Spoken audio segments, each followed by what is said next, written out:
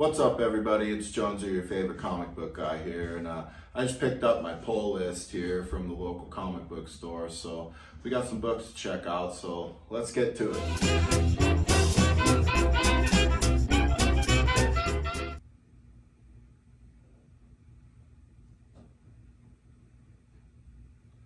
Some frequently asked questions I get when I do some of these comic book videos. I forget a lot of you guys aren't well versed, you don't know the lingo. You know, what's a comic book haul? What are comic book pulls? You know, what are you talking about? You know, I don't get it. So I thought I'd explain. Your LCS or your local comic book store does what's called a pull list. So it's like you're subscribing to them. So you would pick some titles, like for me, I got The Amazing Spider-Man, Wolverine, Thor, Fantastic Four, and Teenage Mutant Ninja Turtles: The Last Ronin. Now how this works is what happens when these issues come in, they will pull my order, which will be the issues that I picked. They'll go in a file, and then when I get there, I can pick up what's in my file. And the rest of them will go on the racks for the customers. So, you know, there's some advantages to doing that, which we'll get to later. You know, it's advantageous for you, and it's the lifeblood for these comic book stores. You know, that's how they know to gauge what to order. So, anyways, I don't know where you people are or where you're located or what your local comic book store is. I'm sure it's a Google search away, but for me, if you're in the La Crosse, Wisconsin area, go to River City Hobbies. The owner's a real nice guy. He'd be happy to, you know, set you up with a pull list, or their staff's very knowledgeable. They've got one of the greatest selections of graphic novels I've ever seen. They've got other stuff too. You know, they've got Magic the Gathering cards and Pokemon cards and figurines and Dungeons and Dragons and board games and video games and darts and back issues for comic books. He's got a lot of cool stuff. So, I mean, check them out. They really need your business. I think you should really support the local comic book stores rather than like Amazon or eBay or any of these places, you know, and give some of these small guys, the brick and mortar stores, a shot. I mean, there's nothing wrong with ordering online, but you should get to some of these brick and mortar stores. They really need you. With that being said, let's check out what we got here. We got Fantastic Four Road Trip. I actually read this last night, probably one of the darkest Fantastic Four comics I've ever read. This one wasn't on my pull list. I mean, I do have the regular issues of the Fantastic Four, and this one was kind of like a special or a one-shot. And the owner was nice enough to put a little sticky note, and I thought you might like this, and he included it in my pull list. And I picked it up. So he kind of upselled me, but that's okay, because you know, it's nice that they pay attention to what you're buying and think, you know, maybe you'd like this one too. And I did. Next one here, we got Wolverine number 8. I've just been catching up on Wolverine. You know, I hadn't read a whole lot since the 90s, and you know, I'm starting to figure out what's going on in the story. You know, it's really, the artwork's cool, the story's cool. I don't know if I'm going to keep following this one. I might trade this title for another one. It's not really grabbing me as much as some of the other ones are. But we'll see. I'm going to stick it out for a little while, and maybe we'll try something different. I don't know. That's the great thing about a pull list. You can amend it anytime you want to. Next book here is Thor number 10. I was never a Thor fan, really. I didn't collect it as a kid, and I had a few issues, but I didn't really go after it. I didn't read it.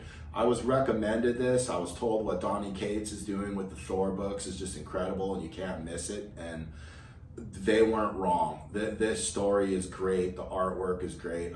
Thor is hot right now. You guys should really check this out. Even if you've never been a Thor fan or your only experience with him is from the movies, this is cool. Next, we got Thor number 11. And again, you know, great artwork, great story. Donny Cates. What he's doing with Marvel and the Venom comic and, you know, Marvel's cosmic universe. I mean, Donny Cates is just really killing it over at Marvel right now. It's really hot stuff, you know, and I can see why just in the first couple issues I've read. You know, it's awesome. Now, here's another great example of why it's advantageous to get on a store's pull list. This next book is really hot right now. This book on eBay can go anywhere from $25 to $40. And yeah, it's a new book. It's only a couple months old, but it's hot. It's something. And because I was on the pull list, when these came in, I got it in my file and I got it for cover price. This is the Amazing Spider-Man number 55. I mean, you can see the cover here. This thing is excellent. And it's a hot book right now. And there's nothing in the world stopping me from, I bought it for $4 or $5 or whatever cover price is. And I could go on eBay right now and probably get 30, 40 bucks for it. But I'm a Spider-Man fan. I'm going to keep it.